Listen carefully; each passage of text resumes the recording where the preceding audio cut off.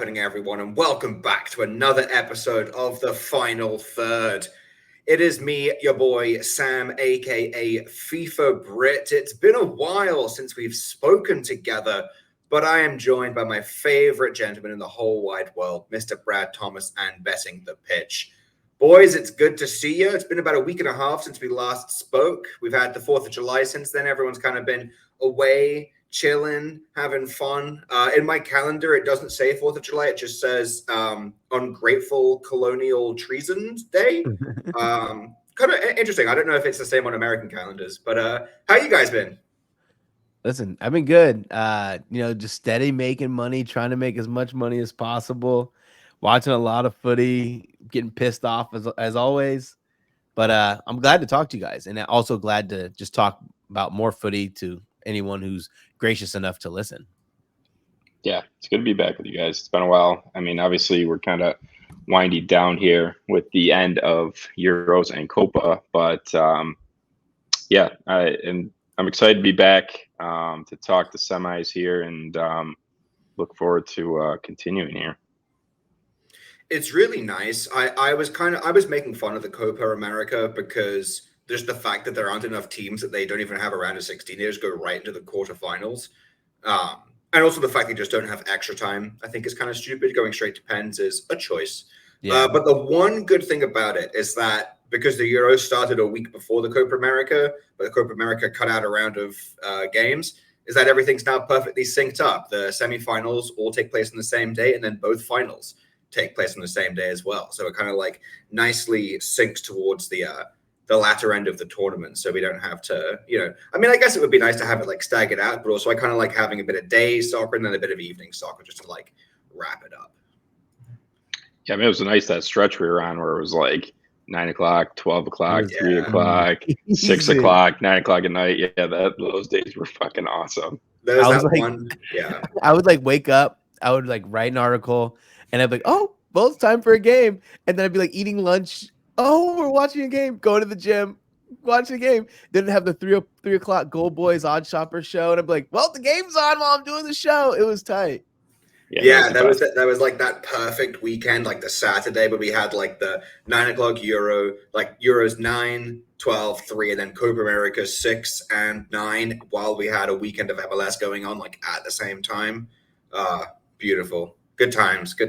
Group stages are always fun, but now we get to the latter end of the tournament, and it's about that time to kind of make some more predictions. I mean, I know we have our original predictions from the start. Some of those have held up over time. Some of those have not. Portugal! Sorry. I had a Ronaldo-shaped lump in my throat. That was really unfortunate. You're trying to get we have there. I know. It's unfortunate timing, but it just happens. But I figured we'd start talking about the Euros. Those are going to be the first games on Tuesday, which would be today, technically, as it's going to go out on Tuesday morning. Tuesday and Wednesday. So the first semi-final we're going to talk about is Spain against France. And I figured we can, talk about each team individually, how we look at them to date, how they've been doing so far, and then make predictions about the game. So Spain against France, I figured we'd start talking about Spain. Now, I don't know about you guys, but at this point, I really think this is Spain's to lose. They look very, very good. They've scored a ton of goals. They haven't conceded many. They conceded an own goal and 1 goal against Germany, and they've kept clean sheets in every other game, which is pretty fantastic. They had a 4-1 win against Georgia and a 2-1 after extra time win against Germany. So how do you guys feel about Spain? I feel like we're probably going to be on the same page, but if we're not, I'm very interested to hear what you guys have to say anyway. Spain's an interesting team. Really interesting seeing how they've looked the best in the entire tournament, but I also thought they did get a pretty fortunate draw, right? Like outside of playing Germany, we figured out this Croatia team was pretty bad. I was not high on Italy at all, and they played Albania and Georgia. The win against Germany was probably the most impressive thing they've done, and that's more impressive than beating Georgia 4-1, more impressive than beating Croatia 3-0, because it's not only them beating Germany, it's how they beat Germany in extras after Germany had like one of the most the biggest momentum swings possible when Yeah. Wirtz scored in the 89th minute, right? Like that's enough to kind of make you, I don't know, you lose hope if you're Spain, right? Like you're in Germany. Germany just tied it up. Now you're going to extra time. That's where you lose. I bet on I bet on one goal scored in extra time, and I genuinely thought it was going to be Germany scoring the goal. I am interested to see how they play. We're going to be without Carvajal, which to some is not that big of a deal, but No, it's he a big is fucking deal. certainly the most experienced on this team. The also like just the way he is brilliant with just the back passes to the keeper, slowing the pace of the game down when they're conceding too much possession or too much shots against them. I do think it's pretty nice that Pedri comes out and almost is a very good fit to step in. When I want to see what happens with France in this system, but I know we're not talking about France in particular, but I want to see if France come out with the same exact game plan they did against Portugal, where I think if Spain are awarded that much possession, that many opportunities, they're going to score. It's not going to be like Portugal, who struggled because Portugal is just consistently trying to feed the ball to one player. Interesting. Yeah, this one's tough because it's like you look at how both teams have kind of got here, and Brad made a good point. The teams that Spain have had to play in the group stage and leading up to this match. It's and obviously we've talked about how France haven't scored a goal from open play and how they just have somehow managed to make it this far without doing that, which is unbelievable. I just, for some reason, like my gut is just telling me that France are going to come away with the win in this match. It just, when I look at their numbers, like, and I know a couple people on this show aren't huge fans of XG, but I like XG. XG is their first match against Austria 2 XG, Netherlands 1.4, Poland 2.3, Belgium 1.1, Portugal 1.1. And I mean, and you got to say that France probably have one of the best defenses left in this tournament, right? So, I mean, if you put that together, if they can figure it out, I mean, eventually they got to fucking score a goal, right? I mean, with Mbappe on the pitch, you got to think eventually you're going to score a goal. But Spain has been so good. Spain has been very, very good, very tough. I agree with Sam when he said this is theirs to lose. Without Carvajal, and now I think Jesus Navas is going to take his spot. Yeah. I mean, that's a big downgrade in my opinion. So I feel like this is going to be an extra time, maybe penalties type match. And if it gets that far, I think France have had the experience in the PKs. And I could see them advancing. I'm definitely interested in their line at plus money to advance. But this is going to be a really good match in my opinion. I want to say one thing too. Imagine how much more confident Spain are going to be if they would have had Carvajal with the Mbappe matchup instead of Navas. Yeah, because I lean Spain just because I haven't seen enough from France to believe that they can actually get through this at any stage, whether it's after 90 minutes, after extra time, or after penalties. But the one thing that makes me go, maybe they have a chance is the fact that you go from Mbappe facing off against Real Madrid, Champions League, and, veteran defender Carvajal to 38-year-old Jesus Navas, who has been a right winger for the majority of his career and is now pulling an Ashley Young, where he basically plays right back because he's too old to play anywhere else. Now, he can play in defense. Like, he's been playing in defense for La Liga for, a couple of years now, but the man's 38. And even though Mbappe is very clearly in pain and suffering throughout most of the game, he took himself off, which is ballsy. The fact that, because I bet on Portugal to go through once Mbappe came out, and then the fact that 3 of their penalty takers were defenders and they stepped up and nailed their pens. I was like, those weren't defender penalties either. No. I mean, those were fucking legit penalties. Well, my guess is that after losing the World Cup, when all of their young kids, Tchouaméni missed a pen, I think, in the World Cup final. A couple of them, I think there were 2, maybe 3 misses. I don't remember, but The fact that when you lose on pens, if everyone is not stepping the fuck up and like practicing their pens in practice, you have done something very wrong as a manager and as a team.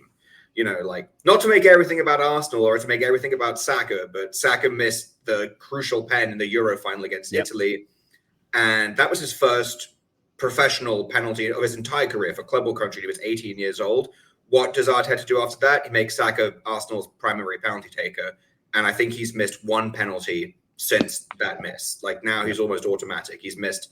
The only one I think he's missed is against West Ham from 2 seasons ago when during that final unfortunate collapse, that first time we were pushing City for the title. But, you know, France were clearly ready and everybody was ready. And they stepped up and they took those pens with confidence. And I was just like, fair play. It's like I was watching the match with my wife, and I was like, everyone who stepped up to take it, I was like, why the fuck are they taking? Excuse my language.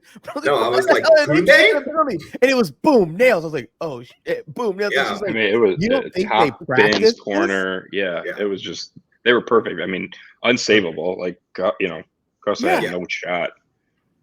It was like when Maguire stepped up to take one for England, and when Maguire absolutely like boshed it like top right corner. I'm just like, okay, fair play.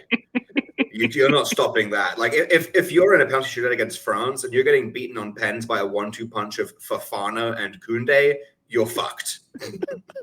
I was like, no way. But I want to ask you this. Like, so during France's World Cup run, they had similar questions, right? Like, what's wrong with this team? They had a couple of 1-1s, 1-0, not being able to find the back of the net. Is this just something that we just expect from Deschamps? Like, and then it's the same cycle every tournament. World Cup was different because I thought this World Cup was nuts in terms of the amount of goals we saw, tournament wide. But is that something that, like, as fans, we're just like, this is same old, or are we really concerned? Yeah, well, I think this transitions us very nicely into a conversation about France, the other team in this semifinal, which there was always going to be a mesh here. The two teams are playing each other after all. But as much as I think XG is a very it's a stat that has importance. The problem with XG is that it's a cumulative stat, and France have taken the third most shots on average in this entire tournament and have one goal. Like, if you take away own goals, they have one goal, and that one goal is a penalty. Like, if you look at so the shooting stats I've got the shooting stats pulled up right here. Team with the most shots on average is Spain. They average almost 19 shots a game. They have 10 goals. The next team is Germany, who average just over about 17 and a half shots a game, 11 goals. Then it's France, averaging about 16 shots with 1. That, regression into the mean is definitely, it's a very legitimate phenomenon. But the problem is that if you're consistently underperforming your XG, that's a trend. And nothing I've seen from France is making me think, do you know what? This is really going to fix right now against Spain, who have conceded 2 goals this entire tournament, 1 being an own goal that you can't really do much about. So I'm just not. The problem is that, if you think about their World Cup run, for example, Mbappe really put the backpack on and carried his entire country to a World Cup final. Problem is now Mbappe's wearing a mask. You can't see shit. His teammates were saying they've tried that mask on in practice, and they were like, you have no peripheral vision. You can't see anything. So he can't see anything. He's in pain, very clearly in pain. So he can't backpack the team the way that he was in the World Cup. And he's literally said publicly, which I thought was insane. He was like, I can't make runs in behind the way I used to because we don't have a midfielder like Pogba. Yeah. And I'm just like, it's true. I'm like, it's the Stephen A. Smith, you're not wrong, but you didn't have to say it. Saying that publicly about your teammates is wild. I think, I also don't think the teammates took it to offense because probably not, but they're not that kind of players, right? No. It's more of how they set up. With Deschamps loves his holding midfielders, but then we also look at France only conceded 1 goal, 0 from open play. Yeah.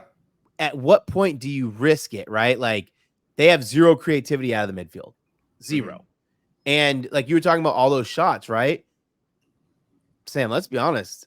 I don't think it's going to change because those shots weren't quality shots. No, Like, half of them are Tchouaméni taking one from 30 yards out, hitting a corner flag on his way out. Yep, Tchouaméni, and then you have even Mbappe shooting it from distance, or you have a defender making a run in the box. You have N'Golo Kante with the least amount of confidence in the world shooting it. Rabiot gets his little shots two on target from Kante. I'm like, why is he the one taking your shots from the edge of the box here? This is exactly like team selection. It's a team selection for sure, and but it's like Deschamps is like, I'd rather us not concede than us try to be different, because even when they brought Griezmann in, I thought he was going to play underneath and behind, and he was playing out wide, and it's like, what, Griezmann, you're not there to play out wide, man. You're freaking 50 years old. Like, that is a long distance for an old man to be covering. Get your ass inside, make the passes, but it's just, man, I think the total of this game is set at like 1.5. Yeah, it's massively juiced. Yeah, I think the difference with this France side that played in the World Cup is obviously the form that the players were in at that time. I mean, you had Giroud playing striker, and he played very well in the World Cup, and you had Mbappe on the wing, and you had Griezmann, in between and behind Giroud, and Griezmann was playing really well. I mean, and we've talked about this. I think I said this in the last podcast. Like, Griezmann was struggling at the end of La Liga, and he has struggled in this Euros. I mean, he just has. He didn't come into this tournament in form, and it's clearly showing. It's clearly affecting this France attack. I mean, I feel like in the World Cup, their defense was a little shaky, and then in this tournament, it's really had to step up, and it's played really well, and it's pretty much kept them going in this tournament. So it's been almost like the complete opposite, because they were scoring 2, 3, 4 goals in the World Cup. Yeah. So, and now it's a defensive France side that I feel like these guys they're not in form. They just really aren't. Like, a lot of these guys came into this tournament not in form. Giroud's not even playing. Mbappe is obviously injured. So, Dembele they're rotating. Can't score a goal if you had him one-on-one with the keeper. They're rotating him and Thurman. I mean, it's just like, it's a mess, like they don't have the consistency this tournament that they did in the World Cup. It was like same lineup every single time for the World Cup. And now it's just like they're mixing and matching, and, it's a different France side, but there's so much skill, and like their defense is playing so well. It's like, I mean, do you trust Morata? I mean, do you really trust Morata to, break down that French back line? No. Lamine Yamal has been fabulous, but I mean, the kid's 16 years old. This is a huge moment, like, how is he going to act? You don't know, He's going to get beat up. He's just going to chip him all night. Theo Hernandez is going to break him. Yes. Yeah. So, I mean, it's just, I mean, that takes away, that's a huge part of what Spain's been doing, and, the success they've been having. So I don't know, like, I just feel like this is a game that France are just going to somehow find a way to advance. And it just feels like it, the experience, the defense that they've been playing, maybe the lesser experience of Spain and the absence of Carvajal could be just a factor. Who else is out? Carvajal, Pedri, is that it? I think that's it. Yeah. I think that's it. Yeah. Fabian Ruiz came off potentially hurt, but also it's one of those like things where like it's got like a little like injury mark like next to his name, but he also got subbed off in like the 105th minute. So it's just he was probably just like fatigued. I would imagine. And here's the thing. If like, obviously I hope Pedri gets better. The poor kid has been run into the ground by Barcelona, and he's very injury prone as a result. And he was playing really well too. Yeah. Yes, he was. But also, Dani Olmo completely changed that midfield when he came in. And I think I was surprised that Pedri was getting the start over Olmo. I mean, like, I wasn't surprised because Barcelona have historically had a lot of players in the Spanish national team. But Olmo, I thought, was really good. In massive game. I think he ended up with what? He got the goal, and I think he got the assist as well. Yep. Yes, he did. That, even if Pedri wasn't injured, I think he did enough to earn a starting spot over Pedri. But now it's not even up for debate. Pedri's hurt, and it's going to be a midfield of, I assume, Olmo, Ruiz, and Rodri, which is a very solid midfield. Very solid. I mean, Spain's a very good team, and then you got the front of, Yamal, Morata, and Williams, which have been playing great. But once again, like I don't trust Morata, No. and so but like he hasn't had to be that guy, which is good. You're right. He hasn't. Yes. Yeah. You're which right. is Absolutely nice. right. He has not had to finish the chances that he's gotten. Yeah. I'm really excited to see these winger matchups. I think Nico Williams against Koundé is going to be a great matchup to see, and Mbappe against Jesus Navas is going to be very interesting to see how those get handled. There's actually an interesting leak. Well, we don't know if it's legit or not. It came from Diario, which is a Spanish about Rabiot. That's about the French lineup. Yeah, and the lineup that they have apparently is Mbappe, Koulibaly, and Dembele as the front three, and then going back to Rabiot, Kante, and Tchouaméni. The back line staying the same. Now, if that's the case, I understand benching Griezmann. I don't understand benching Camavinga. I thought Camavinga had a fucking lights out game in their win against Portugal. It wasn't about benching Camavinga. That's Rabiot's spot. Like Deschamps loves Rabiot. Like I don't think Rabiot's done shit about fuck to win that spot. He loves them. Like I don't know. Like I don't either. Rabiot's slow as hell. I know. Like he doesn't make the best decisions. I just think that he just sees him as I don't even know, man. I wish I had some reason. I mean, honestly, I think if Camavinga would have buried that chance that he got, he would be starting. It was a tough chance. It was a tough chance, but that's the difference between him is he creates those chances and he'll get those chances. And I feel like, and I agree with Sam, like he played great, and I'm surprised. I'll be surprised if he doesn't start, but I don't think he will. I think I genuinely believe that Rabiot's like. Yeah. When you talk about a coach who loves a player, like for some reason, Deschamps, that's like his favorite player. I don't get it. Because he had one particular game in the group stage. I think it was the second game. I forget who it was against, but Rabiot was like just allergic to shooting. Like he had like several chances, like inside, like around the 6-yard box, and did not pull the trigger. He like laid it off to Griezmann, who was just like, "What the fuck are you doing? Why are you giving me the ball?" Which I'll take because I bet on Griezmann's shots that game, but Rabiot just like didn't shoot. And I'm just like, dude, just bury it. You have a cannon of a left foot. Use it. I do like Muani starting over Mr. Marcus there, though. Yeah, definitely. He's awful. I agree with that. I just didn't like Muani on the wing. I didn't like that. And I tell you what, Thuram rips shots and takes away shot volume from the guys that I like. Muani does not rip shots like that. So if that is true, I'll feel much better about trusting Mbappe to get some shots. Yep. And I'll feel good about sprinkling a little bit on Dembele, especially after that my Champions League lotto cash from a couple of months ago. Dembele took like 2, maybe 3 shots off the bench when he subbed in. So if he starts and Muani's up top and not because he won't shoot, I'll trust Dembele because Dembele has like the complete package for a winger, but has no finishing ability whatsoever. None. Like he's None fast. Whatsoever. He gets fast. Amazing positions. His shot creating actions are brilliant. No big foot. Can't finish if you no big foot. Yeah, and he just can't shoot. And his shots are only for 2 shots is -126. Yeah, that's really nice if he starts. That's really nice. Okay, I can't believe we've gotten to the semis. And Griezmann is probably not going to start. Like that's just how out of form he's been. Mm-hmm. It's embarrassing. It is and I think that's just been the huge difference for Spain's attack is how bad he's got to have the most caps on the team, right? Like, yeah, I think he does. Like 130. They were just talking about it. I'm just like, that's a lot. Yeah. I think he might do. Alrighty, let's square this one away. Final prediction. Who is going through, no matter how they go through, who's going through, Spain or France? France. I'm going with France. Alrighty. I'm going Spain. I feel good about that. Now I can die on this hill.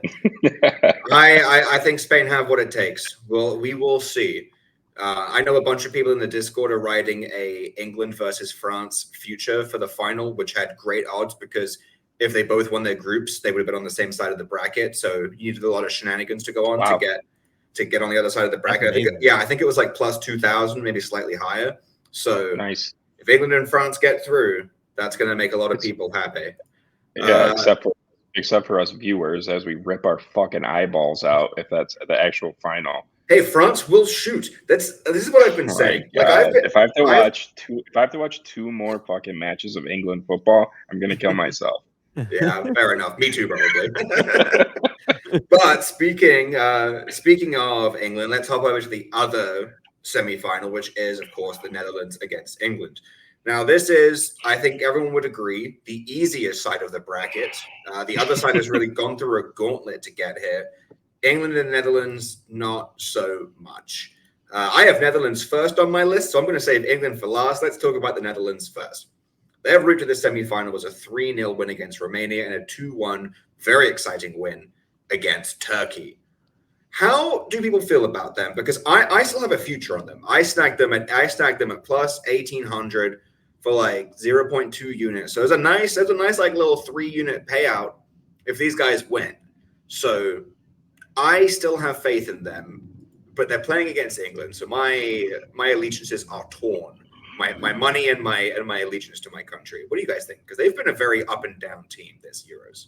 Man, I had a futures. I still have it. I have futures taken on Cody Gakpo, Golden Boot, and I was at the golf course watching the match, and I'm freaking celebrating, bro. I think I even like said something in a Discord, like "Let's freaking go," blah blah blah. And then my boy texts me, goes, "Hey man, that was an own goal." Because I'm not like watching it fully, you know. Right. I was like, "No, shut the front door, bro. You're tripping, dog." I literally saw the goal. Mm-hmm. If I would have went straight from Romania to England, I would have been like, this Dutch team is going to give England all kinds of problems. But Turkey were the better team against Netherlands. And I don't know what was going on. Like, they could not move the ball between the lines against the Turkish team. And that defense is bad. Now you're playing against an England team who, for as much as we've said they would struggle heading into the tournament, have actually been pretty stout defensively in comparison to what we were thinking. So I think it's going to be a heroic effort for the Dutch if they do advance. I actually think both teams are going to score in this game. As boring as it's going to be, I think we see another 1-1 thriller. Yeah, it's a tough one. Because, you know, I know we'll talk about England, but, you know, the Netherlands have been I just don't know what to make of them. There's like, you know, there's games where they just look so dominant, and, you know, international Gakpo is just someone totally different than we see in the Premier League. Because he's a left winger. Liverpool just keep putting him at striker. True. Yeah. Yes. Let the man play left wing. Yes, that's very true. Depay has been playing well, but he's been missing a load of chances. No, you know, I'm gonna stop that right now. He's been playing fucking horrifically. You can take Depay off the pitch. He doesn't need to play another second. Zero impact in the game. Zero. He's so bad. He gets chances. He gets chances. He's just not burying them.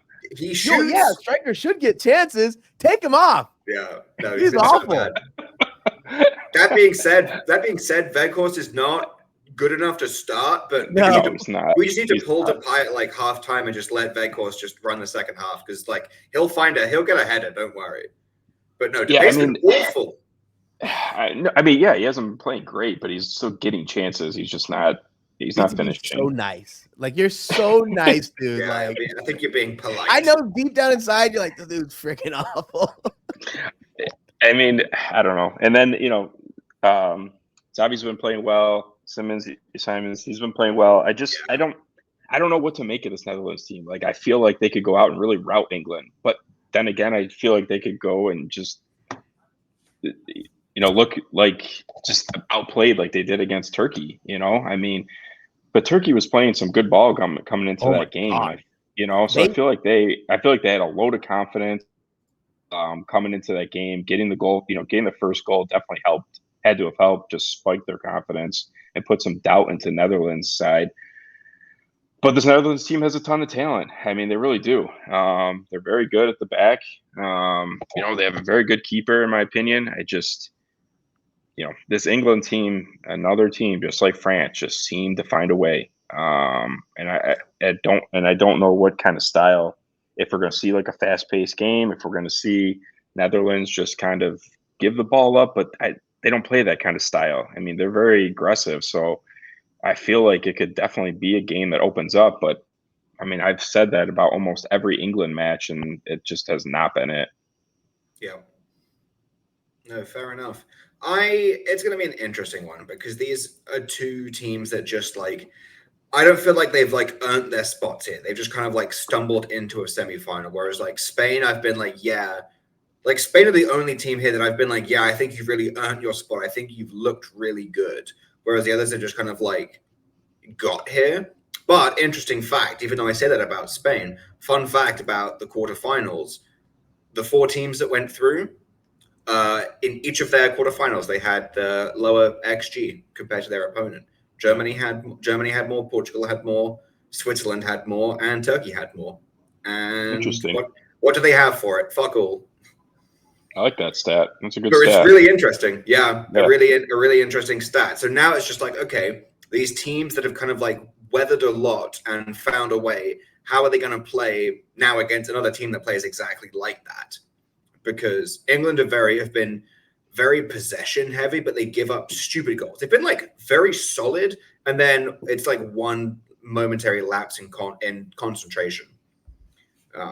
Remember earlier in the Premier League season when we bet on Liverpool to concede first, but then win the game. You could take Netherlands to score the first goal and England to advance. It's like plus 750 if you want to have fun. I like that. I mean, that sounds about right. But I mean, their first shot on goal came in the 80th minute of their last game. Who? Mm-hmm. England. Oh yeah, and it was a goal. But who did it? But who specifically? Tell me. Yeah, we know. Yeah, we know who it was. But Kyle Saka saving England again. I mean, England went 78 minutes without a shot on goal until Southgate decided to make some subs. Yeah. After Switzerland had already scored. Yeah, it's ridiculous. I mean, just nothing was happening for them. I mean, you would thought that at like 60, 65, it's like, okay, we got to change something up here. I mean, nothing's going on. And then all of a sudden, like Switzerland scores and you see them like on the sidelines, telling someone, warm up. And it's just like, come on, bro. Like, are you watching the game? Like, what are you doing? And one shot on goal. Saka scores, and then England lived to see another day. It's just unbelievable how they've gotten past in this tournament. I know. It's crazy. It is crazy. A Jude overhead kick, fucking one shot on goal in 90 plus minutes. Moments of brilliance. That's it. One moment. That's all they need. That's what tournament football is. It's big moments. It doesn't matter. Jude was invisible and had no shots in games 2 and 3 of the group stages. Horrific. He did nothing at all. Didn't post himself on the game. And he scores a bicycle kick to send it to extra time in the round of 16. So it doesn't matter. It doesn't matter that he did nothing in games 2 and 3.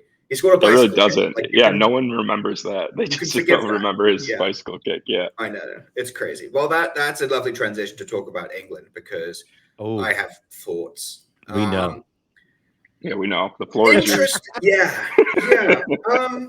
I just have such mixed feelings about this squad because, like, my eyes tell me that Southgate is not good at his job. I saw a tweet making fun of Southgate for not making any like alteration to the side. It was just like Southgate wouldn't change his pants if he shat in them. Which is it's a brilliant way to sum it up because he just like doesn't make adjustments, and if he does, he makes them late. But at the end of the day, and he's not playing good football. We're not playing good football. Tactically, it's not enjoyable to watch. But then you look at the results, and you realize that since we won the World Cup in 1966, Gareth Southgate has won more tournament knockout games than every other manager that came before him since the World Cup. And it's just like, has he got really lucky? And there's a part of it that's like that because the squad we have right now is ridiculous. But then you look at 2018, for example, when we made it to the World Cup semifinals and lost to Croatia. That side was not brilliant. Like Dele Alli was still in that squad, I think. I mean, unless I'm like merging my 2016 Euros, but that squad was not like amazing. Like Calvin Phillips is in that team, I think. And this team is really good, but as much as I don't like Southgate's style of managing, like we made a big like song and dance deal about changing to this like 3 in the back formation with a 3-4-2-1, and then he plays the exact same way that he does in a 4-2-3-1 because it was essentially just transitioning between the two formations. And it's just like, I don't know. He makes adjustments too late, and I'm just like very frustrated with watching it. But then we end up winning, and it's just like, are we winning because he's making the change at the right time? Or is it just like we have brilliant players that are making fantastic moments? And like that's true, but how much can you credit the players? How much do you credit the manager? I don't know. And at the end of the day, it's really, really stressful to watch. I don't like it. It's something, man. The team, like the I don't get there's the strategy if there is any, right? What are they trying to do tactically? Possession. It's risk averse football is what it is. Yeah, hold this It's freaking fucking ball. rocking. It's rocking everyone to sleep. That's what they're. That's Not what they're fun. trying to do. Not me, because I couldn't sleep. I feel like I'm on edge the entire time. Yeah, and then they're like, "Oh shit, we conceded. We got to freaking tighten up." Yeah, and this is the problem because this is exactly how he approached his first 2 tournaments, which is, and again, this comes down to like a whole like play style versus placement thing. He takes charge of the 2018 World Cup. He's playing a 3-5-2, and he plays this really annoying thing where we get the first goal, and then we sit back, sit on the lead, and then we concede, and it messes us up. And he does the exact same thing for the Euros in 2021. Look to get a goal. We sit back on the lead. You know, that's why we go to extra time against Denmark. Which I believe we went up in that game. We went up 1-0 against Italy.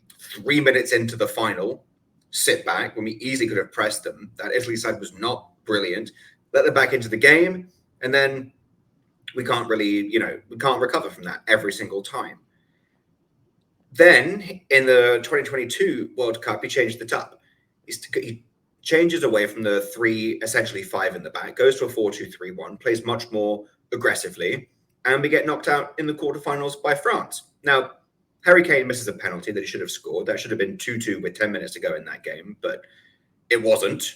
And that's just kind of something where you have to be like, okay, fair enough. It happens to everyone. It happened to Saka and it happened to Kane. It happens. But he played more aggressively, which is what people wanted to see. And we get knocked out in the quarterfinals. Now, to be fair, it was France. That's probably the most difficult early matchup that we've had at a knockout tournament under Southgate. And now we're back in this one. He's gone back to his style of, okay, let's try and get the first goal, but we're going to play very cautiously. We actually haven't been getting the first goal recently, but then as soon as we concede, he plays very aggressively. We get back into the game and we go through. So it's just like, maybe he's right. And it's just like, who knows? Because whenever he does things that everyone on Twitter thinks that they're a genius, and most of them aren't. Like we play that one friendly against Iceland before the Euros where Foden plays attacking mid, Cole Palmer starts, and we lose 1-0 to Iceland. And it's just like that lineup was like Twitter's ideal lineup. Like everyone was just like, yeah, bench Saka, bench Jude. They're frauds. They won't do it on the big stage, even though they both have regularly. Yeah. And he starts like the quote unquote Twitter lineup and we lose 1-0 to Iceland. So it's just like, when he does things that we all want to see, well, I say all, I put all in quotes, it doesn't work. And then when he does things his own way, which is incredibly annoying and frustrating to watch, but we get the results, it works. And it's just like, I just don't know how to feel. Mixed feelings, because it's not an enjoyable experience. I mean, obviously, I don't have any ties to England, so I'm just a neutral fan watching them play. Mm-hmm. It's tough.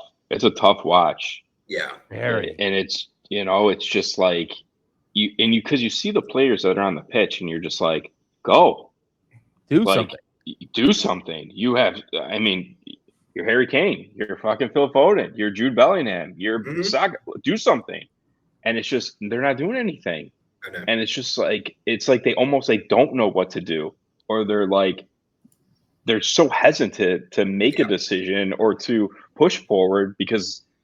I don't know. I really don't know. It's like it's very, very confusing. I just feel like it's just not the tactic to have for this type of squad. I mean, they're not made to sit back and just hold a lead. They're just No, not. we Like they're have not so many making. great attacking players. It's just a matter of how do you get the best out of them. Now, Foden played more centrally in this game against Switzerland, and I honestly thought, at least for the first 15 or 20 minutes, I thought he was playing much better. He was getting involved. He was playing passes in behind. I've been saying this the whole tournament. I mean, like, obviously, I'm an Arsenal fan. I got to defend Saka. I mean, like, even if he's playing badly, I'll say that. But like, I don't think he has. I think Rice has had many more shaky games, especially in the group stages. He's become a lot more solid now, which I'm happy with. But like, when he was playing badly in the group stages, I was like, Rice isn't playing very well. So that's a middle finger to everyone who says I don't criticize Arsenal players when it's warranted, because I do. But Saka just isn't getting utilized correctly. And everyone's just kind of like, well, okay, just change how you play. And it's just like, yeah, but you can't just change how you play, because then you're directly violating what the manager has told you to do. And at least, I thought it was incredibly apparent in the first game when we won 1-0. Kyle Walker was playing so many passes in behind to Saka, like constantly in the first half. Saka was getting balls in behind. He's getting the ball. He's attacking. He's running at the outside back, and he's absolutely cooking them one-on-one. And eventually he gets across, and then Jude Bellingham scores a header. That's utilizing him effectively. Like, he's physical, he's fast, and he's a very technical and good dribbler. I don't really understand why his dribbling gets criticized, because if he's getting double or triple teamed, yeah, it's going to be difficult to win a dribble, but countries haven't been doing that at the Euros. He's been getting those one-on-one matchups, and when he does get those one-on-one matchups, he just like obliterates whoever's playing left back. So he was getting used like that in the first game, and then in games 2 and 3 of the group stages, he doesn't get those balls in behind, so he's forced to hold it up because that's the style of play that's been implemented. So he can't really impose himself on the game because he's not playing aggressively. He's holding the ball up. This game was much better. Getting past Foden, trying to play balls in behind. Kyle Walker's at least getting a little bit more involved, and Saka at least had more like free reign to sort of own that right side. And then he gets the ball from Rice, cuts inside and shoots. And I've seen him score that goal, several times before. Luke Shaw was just joking that he saw that goal up close and personal, because that's the exact same goal he scored against Man U a couple of seasons ago. And it's just like, it's really hard to say a player is playing badly if they're not being utilized correctly. So, I'll even jump to Foden's defense. Foden's not a natural left winger. He's played a few games there for City, but he doesn't perform brilliantly there. He's good centrally, he's good on the right, but he's not going to get starts like that. So that sort of system now where we've developed, where Jude and Foden are both playing centrally, I think is working. So I hope he sticks to that against Netherlands, because maybe magic happens, and I hope Foden scores. Because if he doesn't get a goal or an assist at this tournament, when we go out, conversations will be had. And I want him to do well for England. Let's put it that. For England, he needs to do well. That's fair. That's fair. I'm just ready to be put to sleep. But the good news is the Dutch won't let this be a boring match. No, because they will attack. They will attack. Yes. Thank God. As a better, as a better, it's going to make the game fun, and also maybe it will get Southgate thinking about, maybe I should attack too. Yes. Although we're going to consider stupid goal. But okay, let's do predictions. England or Netherlands? Boring England. England. Fuck. England! Let's go, baby! Good. God. Okay. Well, I couldn't not say it, even though I do have my Netherlands future. So if I'm wrong, then I have a future in the final. So I'm winning either way. I just can't believe we have to watch 2 more matches of England. Well, at least one. You never know. At least Netherlands one. might win. We'll see. Alrighty. So then final one to cap off the Euros. Who's winning it all? France. France. England! I'm going to stick to England because I can't say otherwise. Hey, listen, All that's right. fine, man. If you win this, you come out of here happy, you're smiling. Just let France get to the final so I can hedge my future. That's all I need. Fair enough. And then I forgot you have that Madrid-France future. I forgot about that. I'm just sitting here waiting. Like, I didn't take a single other future that predicts the winner. So, alrighty. Well, that caps off the Euros. We got the semifinals coming up Tuesday and Wednesday. Going to be very interesting to see how those ones pan out. By the way, if you guys aren't following our podcast, drop a follow right now. And if you're feeling nice, give us a little 5-star rating, Drop that in the middle of the podcast in case you forget. You should be doing it already, but you can do it now if you haven't. Alrighty. Copa America. Look at that transition. So smooth, so sexy. Let's talk Copa America. This is, I think, my favorite comparison between the Euros and the Copa America. It was just like the Euros is like watching like two masters at play, and then Copa America is like that knife fight that happens like after dark, but both guys are really good with the knife, so you're still watching the knife fight because you're strangely intrigued by how it's going, but it's definitely different and more violent than what you just saw this afternoon. That's Copa America. This is, my God, this tournament is full of fouls. Some of the games are like electric. I really enjoy watching Colombia play. And then you get like a Uruguay game and it's just like, my goodness. I looked at the foul, like I was in Jersey for the week, so I had access to like all the fun markets. And I looked at the fouls market for the Uruguay-Brazil quarterfinal. And it like the ladder started like it started at like 7 fouls, like 17 fouls, and went up to 14 team fouls. And 14 team fouls, the highest rung of the ladder was like minus 200. And I was just like, what? Why? What's the point? Go higher. I think Uruguay ended with like 26 fouls. It was like a WWE match out there. It was yeah, it really was. It's funny because I knew that match was going to be so tough to watch, and I'm just sitting leaning into my TV like, oh my God. Yeah, it was violent. Do you know that Uruguay had the second most fouls going into that quarterfinal, but only 1 yellow card total across the 4 games? 4 games. No, 3 games. The 3 games they played so far. Wow. Wild. Yeah. There was an interesting stat. Like it was like fouls to card ratio, and it was just like the US was like at the dead bottom because the US do not play aggressively at all. And then like Uruguay was at the top, and it was just like 33 fouls per card. I was just like, what the fuck? And I looked, they had 1 yellow card, and it was for Nunes. Crazy. I know. They finally it all evened out. They got their red card and somehow held on. But we've got some interesting semifinals. I'm looking forward to watching these because I think even though Copa America has a tendency to just devolve into the soccer equivalent of a knife fight, these games I think in theory could be good. One we've seen before, and the other one I think has potential, but it all depends on what happens with Uruguay. So the Tuesday semifinal is Argentina against Canada, and then the Wednesday one is Colombia against Uruguay. So let's do Argentina against Canada first. Now, we've had this game before. This was I think it was the opening game of the group stages for Argentina. And they won 2-0. I believe they had 19 shots. I remember that specifically because I bet on them to have 20 shots. And I think 3 of them got taken away by Opta because Opta is my fucking mortal enemy in life. And they never let me have anything. Well, to be fair, I'll tell you what, no, they let me have Sabitzer. They misgraded the Sabitzer shot like a week ago, and I made money on that. So thank you, Opta. I'll take that. But Argentina against Canada, I think everyone's just kind of on board with the fact that Argentina are going to go through somehow, but they have not been playing well. So I want to talk about Argentina first. They did not have a massively convincing group stage. And then in their quarterfinal, because the Copa America jumped straight to quarterfinals, they tied 1-1 with Ecuador and went through on pens because Emi Martinez is fucking Neo from the Matrix when he is in a penalty shootout. Like it's unstoppable. It's absolutely ridiculous. What do you guys think about Argentina? Because I have not been impressed, and that's as someone who likes Messi, unlike some here potentially.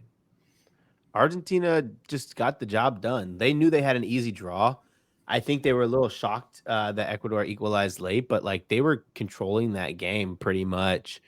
It's funny because like we all try to play couch quarterback, head manager, and I just like get confused like some of the lineup choices that Argentina's been making. But it's hard, like when they're winning, it's hard for us to say that sitting back. But now Messi's back. Like, do they keep Lautaro Martinez in? Do they take Nico Gonzalez out? Like, I don't think you can play Lautaro Martinez and Julian Alvarez and take out Nico Gonzalez. So it's just a lot of questions. You can't but bench Lautaro because he's their top scorer in the tournament. I know, but so then you bench Julian Alvarez, then you have Messi and Lautaro up there with Nico out left, and I don't think that helps them any. No, Nico hasn't been doing much at all. I don't think. Yeah. But I mean, they're lucky they're playing against Canada, right? Like, I think even like Canada is in a good situation where first Copa ever, they're exceeding expectations. Now they can just sit back and pray they can grind this out and take it to penalties. I think Argentina win this game by multiple goals, though. Yeah, I mean, I would love to see Martinez, Messi, and Di Maria. Truthfully, that's like my ideal front three for Argentina. Like, I just love Di Maria, especially for country, and obviously Martinez has been scoring goals at will, and then you got Messi. But I mean, it's just this Argentina team has just dominated. Aside from their last match, they really have dominated. They had 53 shots in their first 3 games with 25 shots on target. They had 20 big chances, missed 15 of them. Over 1,300 passes, averaging 65% possession, an XG well over 7. I mean, they've dominated. Mm-hmm. Aside from their last match, they've absolutely dominated. And I just, the match against Canada was just, I mean, Messi could have had 4 goals, truthfully, in that match, and he probably should have. He had 6 shots in the first half and 3 shots on target. He had one clear breakaway. One clear one. Yeah. And he shot twice in that one and nothing. Yeah. There was just kind of unlucky, but it was just wild. Yeah, I mean, there was chances that Messi just doesn't miss usually, and I know that a lot of them were bitching about the pitch afterwards, saying that it was shit and stuff, which I get. It probably was. It's probably not what they're used to playing with overseas. Welcome to America. But 19 shots that game, 9 big chances, 7 missed, over 3 xG. I mean, they just dominated Canada, and that was without Martinez starting. So, I mean, if you put him in the middle with Messi and either Di Maria or Alvarez, whoever they play, I just don't see Argentina not winning by multiple goals in this match. Although Canada has been playing well. I have to give them credit. They have been playing well. They have been finding ways. Their keeper has been playing lights out. I mean, this is Argentina. They got to be scoring at least 2 or 3 in this game.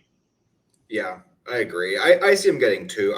I don't think Canada will score unless Argentina make a massive mistake. I just don't see them having enough of the ball to do anything significant, barring a ridiculous mistake. I mean, Canada played good in the first half of that match. The first half, yeah. Yeah, they played great. But that was also, the first game, the first half. Yep. Let Argentina get their feet going here. And then once they got going the second half, it was just cruise control from there. I think Canada are going to come out way different too. That first game, excitement, you have nothing to lose. If you go out there and you get a goal early, you shock them. They're not going to try to do that shit. They're going to be they're going to be so deep. Oh my God, they might not cross the half field line. Yeah, for sure. I mean, they have to. Yeah. I might bet Argentina shots if Canada are going to set up in a massive low block. The line is 18 for minus 110 or so. They got 19 the last time they played and should have had more, and they've cleared that line maybe in every game. I'm going to have to double check that, but it feels like a nice line, especially if Canada do sit back. Whenever a team plays in a low block, I'm always about the center mid shots because it's going to just come to that edge of the box. You just keep taking shots that keep getting blocked, so you keep getting possession back. Might be the move because all the Argentinian midfielders have been ripping shots. Rodrigo de Paul had a game with 4 shots in the first half. McAllister 2 games ago had 3 shots in the first half. Enzo last game had 3 shots in the first half. Now I keep getting the wrong fucking guy, so I might just have to take them both. But we'll see how they line up. But center mid shots have been the theme, particularly in the Euros and in Copa America, where you get one team that wants to attack and one team that's sitting back in a low block. rather than like one of those games where it's just like a knife fight, in which case there are like very little shots at all because no one has the ball in the opposing third. It's just a constant battle in the center of the field and exchanging not very relevant or, dangerous free kicks. But yeah, we'll see. Let's do predictions. This one I think that's going to be good pretty easy, unfortunately. Yeah, this is the easy one. Argentina advance. They win the game by multiple goals. Yeah. Ditto. Argentina. Alrighty. That one's easy. This one is difficult because these are two very different countries playing each other, and they've both been playing very well in very different ways. Colombia against Uruguay. This is the Wednesday semifinal. Colombia got here after beating Panama 5-0, absolute spanking. And Uruguay got here the complete other way, a 0-0 penalties win against Brazil. So let's talk about Colombia first, because Colombia are fun. I think Colombia have been the most fun team to watch this entire tournament. They create so many chances. James looks like he did 10 years ago in his prime, like 2014 World Cup, like right before he got signed for Madrid. Dude has, 4, 5 assists? And his assist keeps getting listed at like plus 200, which is wild. It's crazy. Yeah. His 2-scorer assist it's like a plus money. And it's just, crazy. I mean, the guy's been absolutely balling out, takes penalties. He's just, he's been Diaz playing. took the last. No, James. Diaz took the first one, and James took the second one. So James. Yeah. That's a funky one. Yeah. So it just, I mean, Colombia's tough. I mean, they've been playing really well. That 5-0 win was just an absolute beatdown of Panama. Yeah. They probably should have beat Brazil. That ended in 1-1. They were definitely the better team with better chances. Definitely could have beat Brazil. 3-0 to Costa. They didn't have to. No, they didn't. Yeah, they didn't. Yeah, I think they at one point they were like, "All right, we're good." It was like the 60th minute. We're like, "Yeah, we're good." And they still could, and they still were the better team, and still could beat them. And Brazil had 7 shots, maybe. Yeah, I think they had 7 shots, 0.3 xG. I think they had that game. Just fucking so stupid. 3-0 to Costa Rica, 2-1 to Paraguay. I mean, they just they've just kind of just beat up everyone so far that they've played. Uruguay will be without Rojo at the back, which I think is a big loss for them. Jimenez steps in's pretty good though. Yeah, he's good. But, and then Nandez, the other right back, is going to be out too. Yeah, this Colombia team is hard to bet against, hard to pick against. They're hard to play against. They're physical. They have skill. They have speed. They play very good defense. This match is going to be a good one. I'm excited to see. Yeah. No, they've been really entertaining to watch. The interesting thing, of course, is that Uruguay play a very different style of football, and it could be the perfect foil. Yeah. So Uruguay have been the absolute foul fest team, which is wild, and it's really funny because Bielsa was just in the news the other day talking about how watching football has become a worse experience because viewing figures are getting prioritized over attractive football being put on TV, which all right, the guy's got a point. And then he tells his team to go out and fucking obliterate the opposition with murder ball ankle breakers. It's just hey, do you not see how you might be contributing slightly to this problem, dude? Because you're not playing attractive football. Effective, sure, especially in Copa America.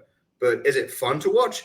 Not unless you're really sick and you like seeing just wild fights. I think in the interview later, I watched the whole interview, which was freaking in Spanish, so I read the interview. Yeah. But I think later in the interview, he was talking about how his team has to play like that to be effective, the football that he hates.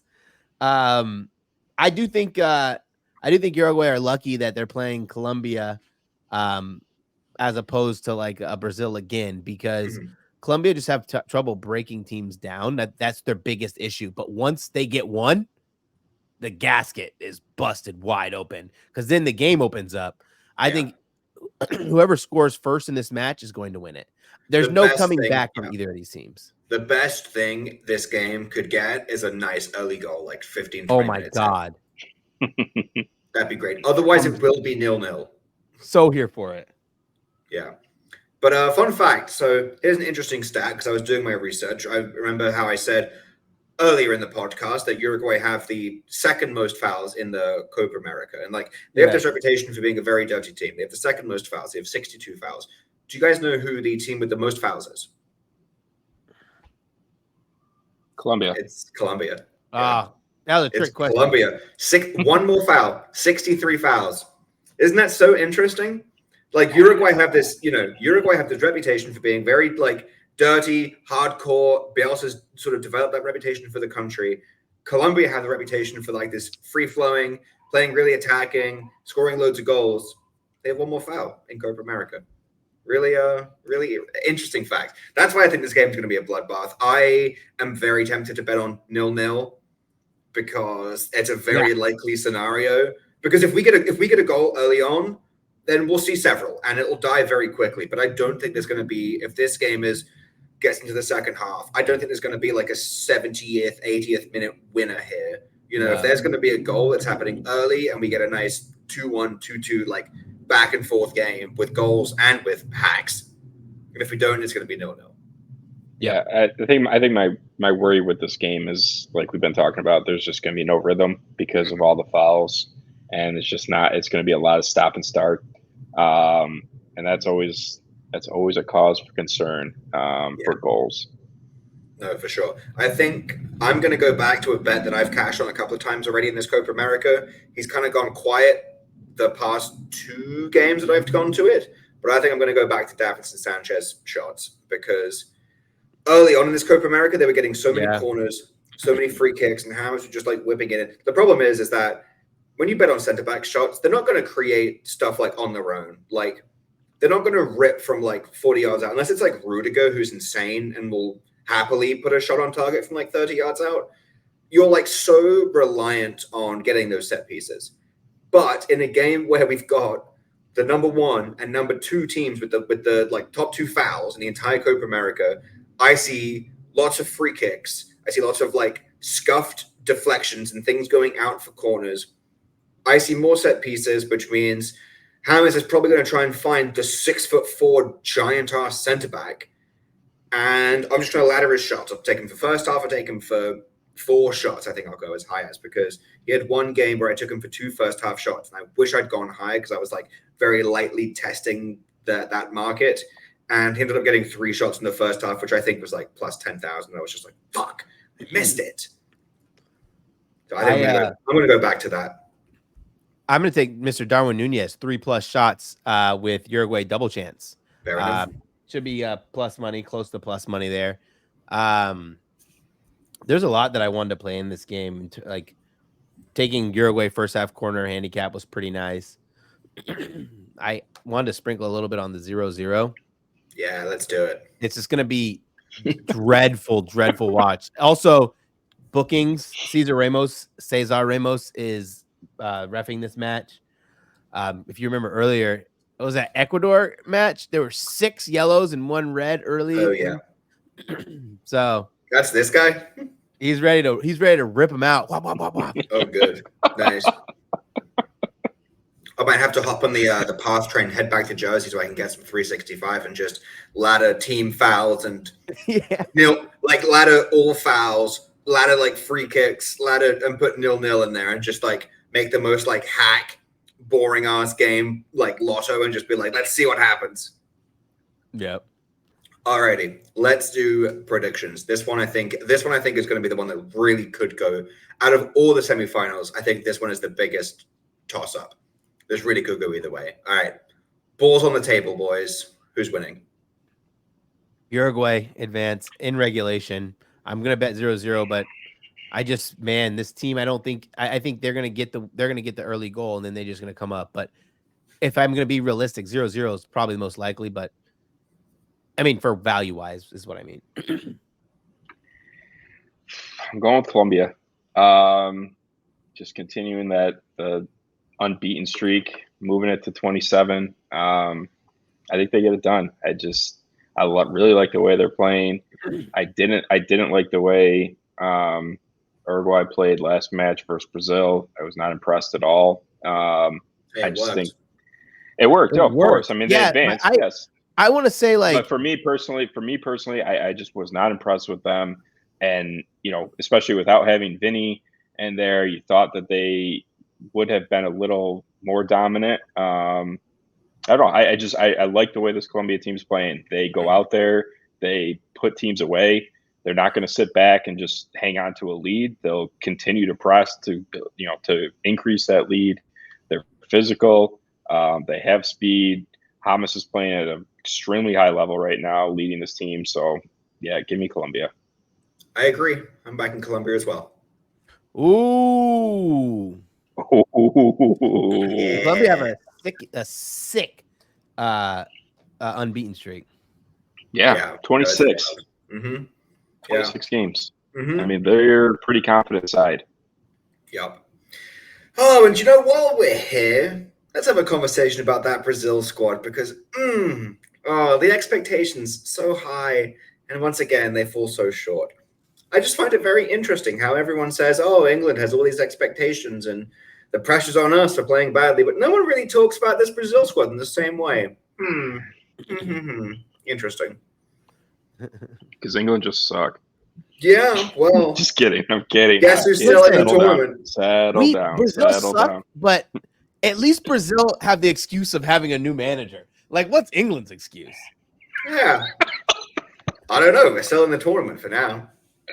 I mean, Brazil looked bad. I mean, let's just call a spade here. They were bad. I mean, they just, I don't know. I mean, too much. I felt like the first couple of games were just too much of trying to be very like cheeky and cute and doing way too much. And then it just went downhill from there. Like I feel like just the struggling from the beginning of the tournament, it just snowballed and it just got worse. And they're definitely going to have to figure some shit out before our World Cup for sure if they want to do anything. Yeah, no, for sure. It's 10 years ago exactly that they got knocked out in the semifinals against Germany 7-1. Yep.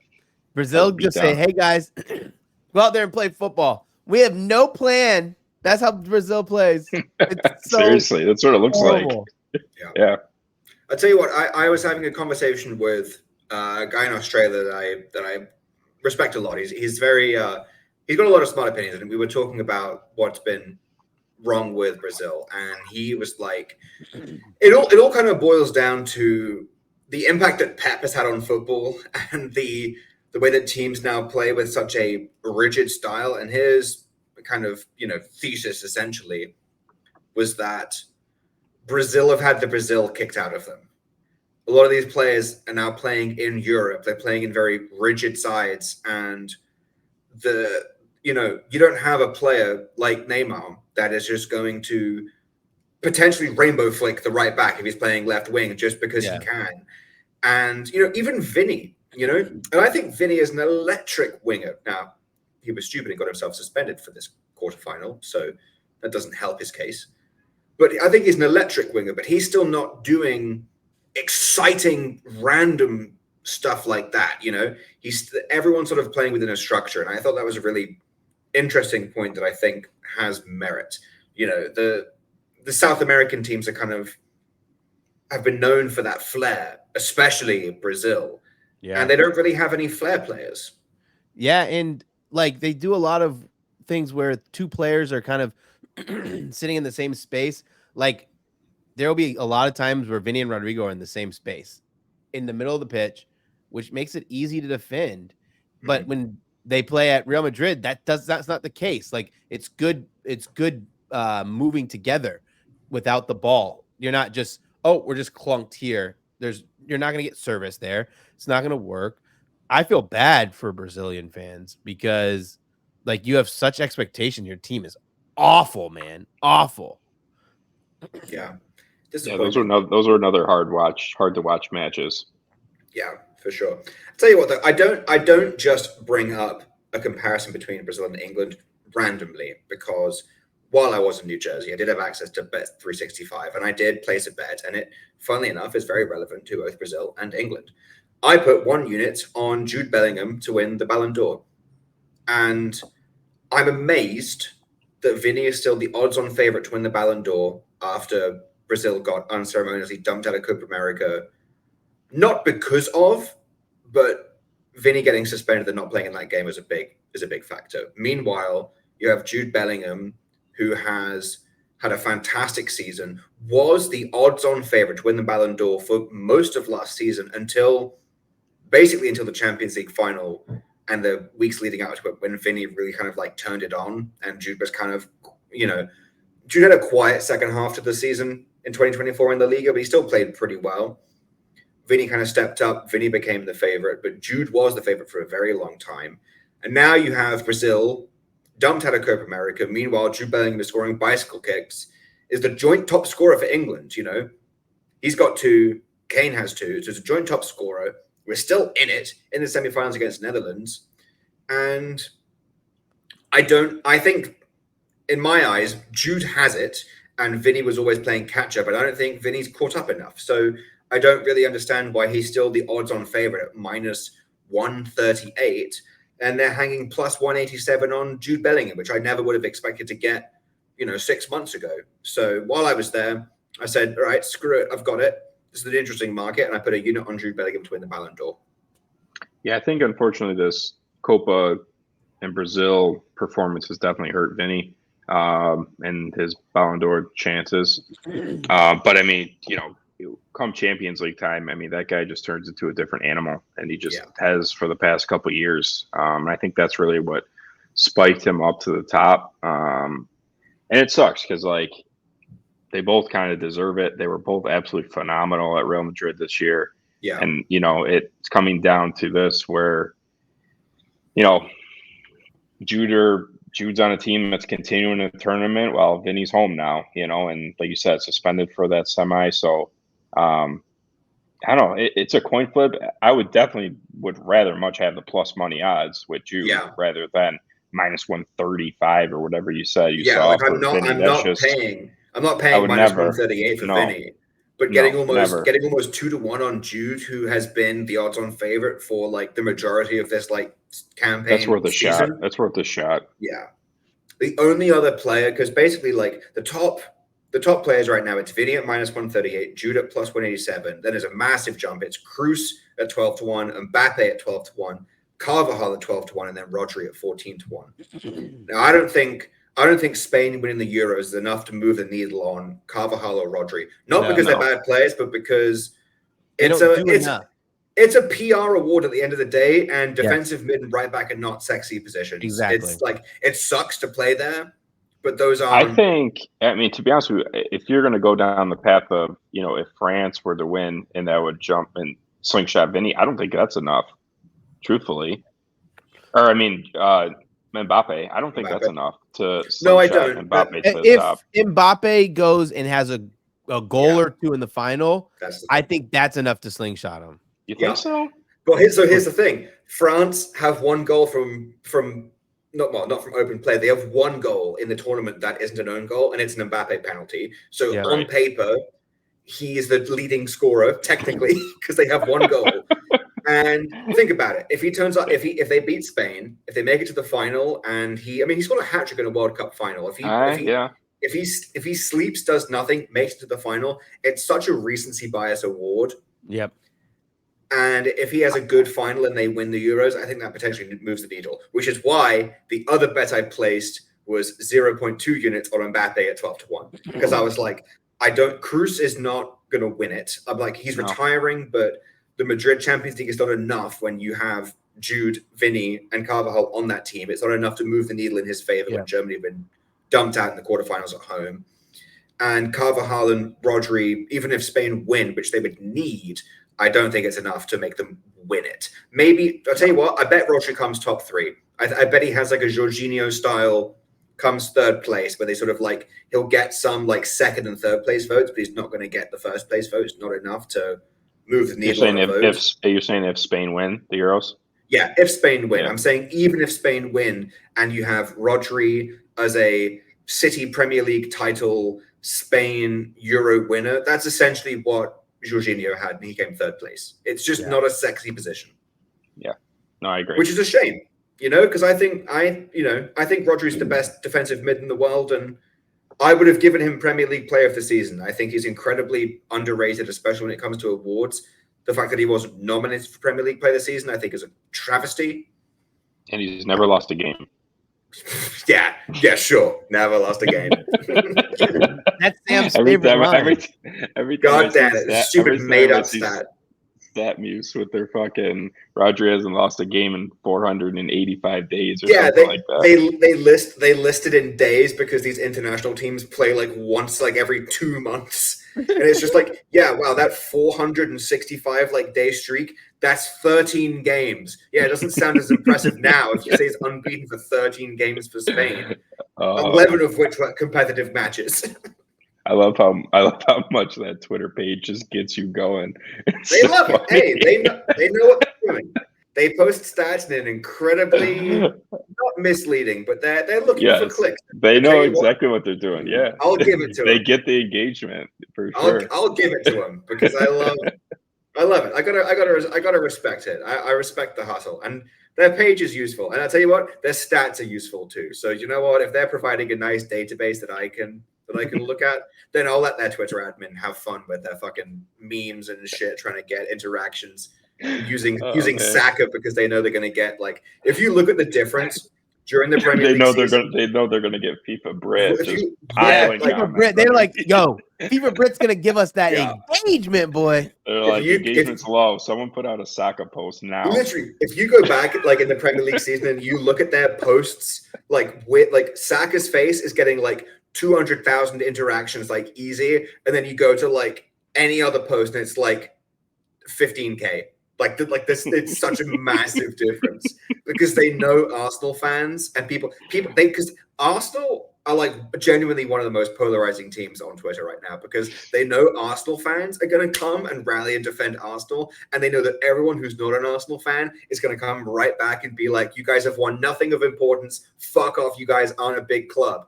And then they know that's like, you post about Arsenal anytime, it's going to be a bloodbath. So fair enough. I know that Arsenal generates engagements, and I'll feed into it because I like it. So funny.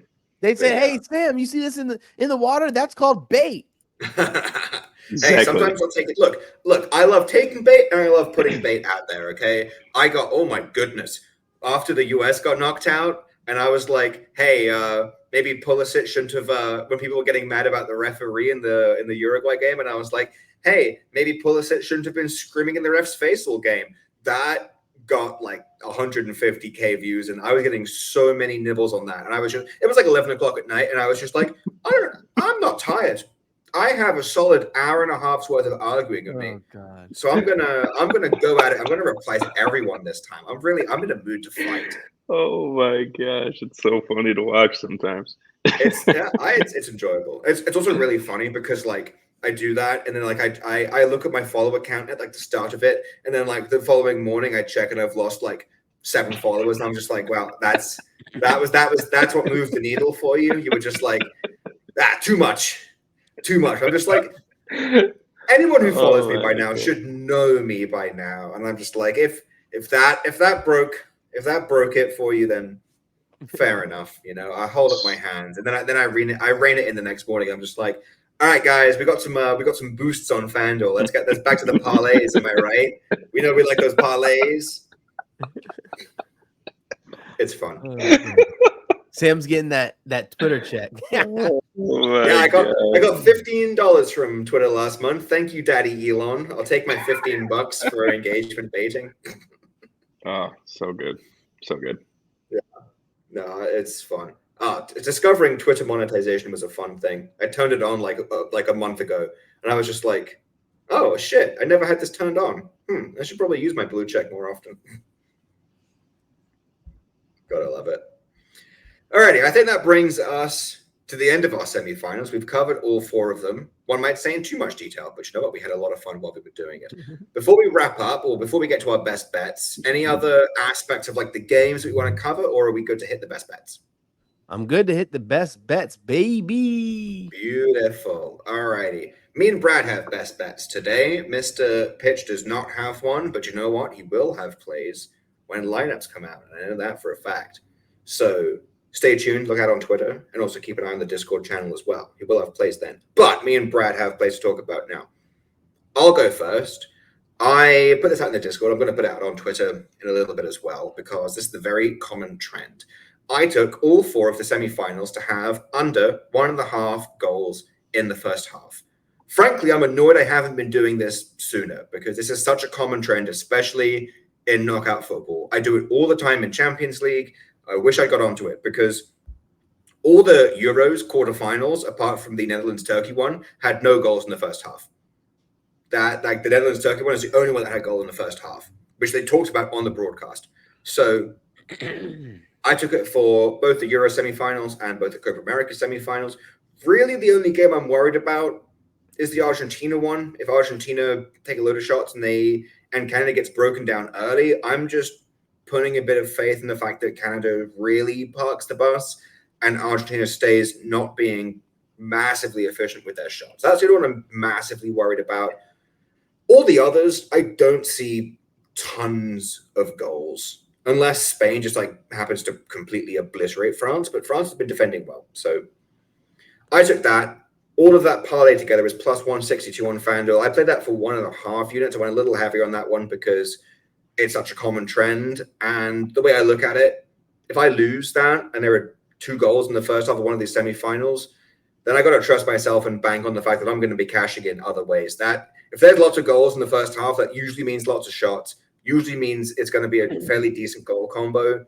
So if I can't cash on those goals and make up for losing this bet, then I'm messing up. So if there are loads of goals, I'll lose this builder, but hopefully I cash elsewhere. And then I also sprinkled on no goals whatsoever in the first half of all of these. It's almost plus 38 to 1. And I think that's a lot of fun. For it to be 0-0 after the first half in all 4 of these semifinals, almost 38 to 1. I took that for 0.2 units because it's a common trend. And there could very easily be no goals, especially early on. So that's the way I approach these games. I will turn it over to Brad to take his. Yeah, baby. I'm going to take Spain first half corner handicap. They just need a win against France. We talked about this French team. They're going to give up the lion's share of possession. This Spain team has been aggressive, been moving the ball freely, and they've been shooting a crap ton. We're getting a good price on it, about close to even money, minus 105, I'd say.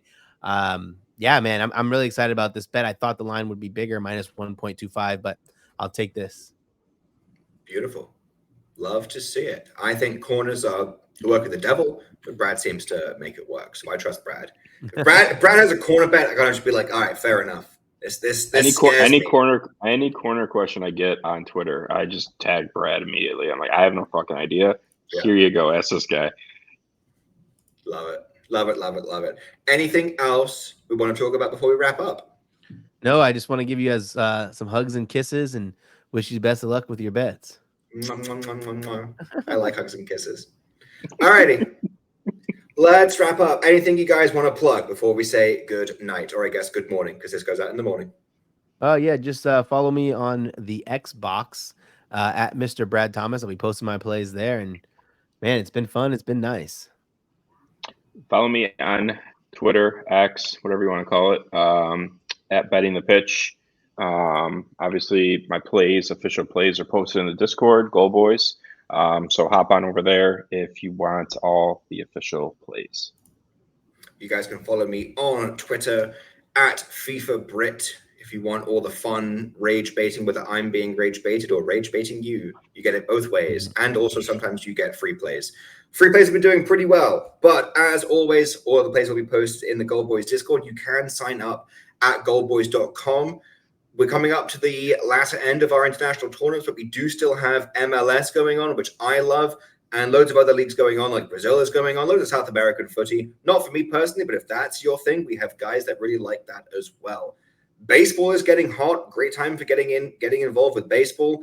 And we are only about 5 weeks away from the beginning of the Premier League season, which I can't wait for. So it's a great time to sign up in the Discord if you haven't already. As always, thank you very much to the Gold Boys Network for continuing to host this incredibly chaotic and wild podcast between just a bunch of boys that want to talk about footy. But yeah, thank you guys for listening. If you haven't already, drop us a follow. I mentioned it earlier, but if you didn't do it then, which you should have, do it now. And while you're at it, maybe give us a 5-star review if you're feeling particularly generous. Gentlemen, it's been a pleasure talking to you. I know it's been a while, but let's try and get back into the swing of things. Catch up next week when all this tournament's done. And yeah, great to see you guys. And to everyone listening, we will catch you all in the next one. See ya. Mwah.